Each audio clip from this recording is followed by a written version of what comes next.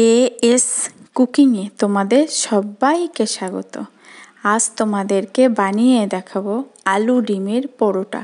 খুব সহজেই বাড়িতে বানিয়ে নেওয়া যায়, বাচ্চাদের দিতে পারো, এত সুন্দর খেতে হয়। তার জন্য ভিডিওটা সম্পূর্ণ দেখার অনুরোধ রইল। প্রথমে কটা আলু চুরিয়ে কেটে তেলে দিয়ে দিলাম, লবণ হলুদ দিয়ে ভেজে এটা রেখে দেব। এইদিকে 1 কাপ ময়দা নিলাম, অল্প পরিমাণে নিলাম লবণ। এইবার জল দিয়ে, নর্মাল জল দিয়ে একটা ভালো ব্যাটার বানিয়ে নেব। ব্যাটারের ঘনত্বটা ঠিক এমনই হবে। এটা এক সাইডে রেখে দিলাম, আর একটা পাত্রে 2টো ডিম ফাটিয়ে নিলাম। ফাটিয়ে অল্প একটু লবণ দিয়ে ডিমটাকে সুন্দর করে গুলিয়ে নেব। ভিডিওটা ভালো লাগলে অবশ্যই লাইক, শেয়ার, কমেন্ট করে জানাবে ডিম পরোটাটা কেমন হলো।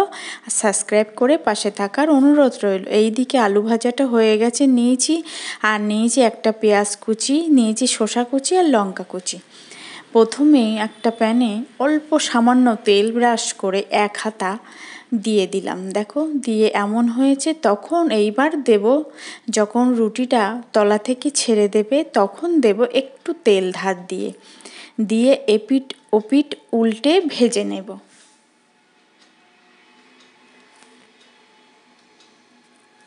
এপিট ওপিট উল্টে লালচে করে ভেজে নেব। দেখো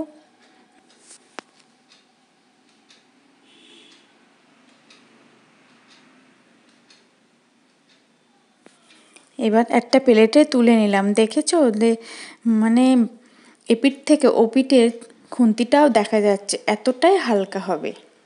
এবার আর একটা ঠিক দিলাম ওইভাবে, 1 হাতা করে গোলা দিয়ে দিলাম। এবার এক পিঠ ছেড়ে দিলে, নিচের পিঠ ছেড়ে দিলে উল্টে দিয়ে তখন আবার একটু ধার দিয়ে তেল দেব।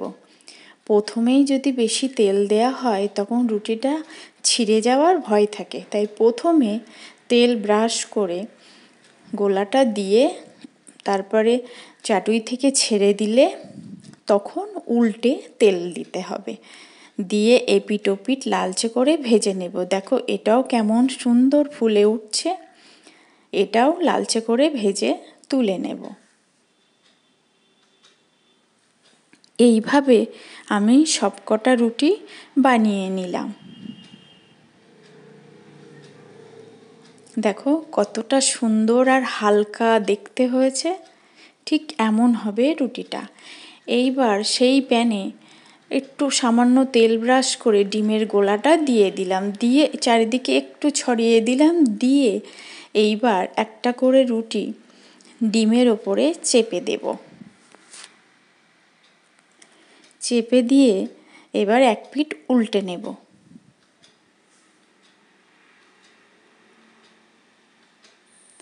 তোমরা সকালের ব্রেকফাস্টে এইভাবে বানিয়ে দিও, সবাই খুব মজা করে খাবে, বা স্কুলে টিফিনেও দিতে পারো।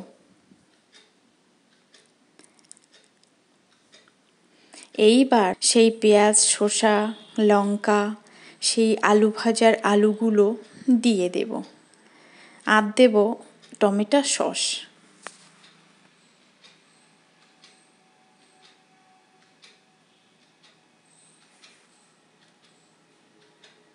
দিয়ে এটাকে ভাজ করে নেব।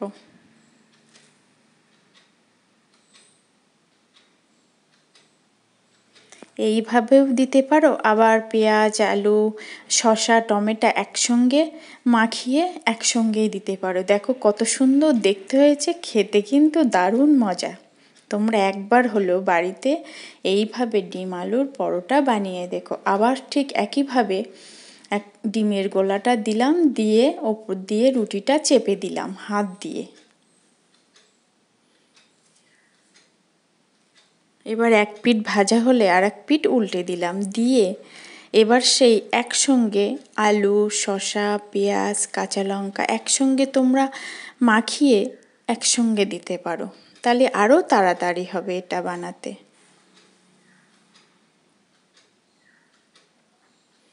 একদম এগ রোলের মতো খেতে, আরও টেস্টি হয়। তোমরা বাড়িতে বানিয়ে আমাকে অবশ্যই কমেন্ট করে জানিও আজকের ডিম আলুর পরোটা কেমন হলো। এইভাবে আমি সবগুলো বানিয়ে রেডি করে নিলাম।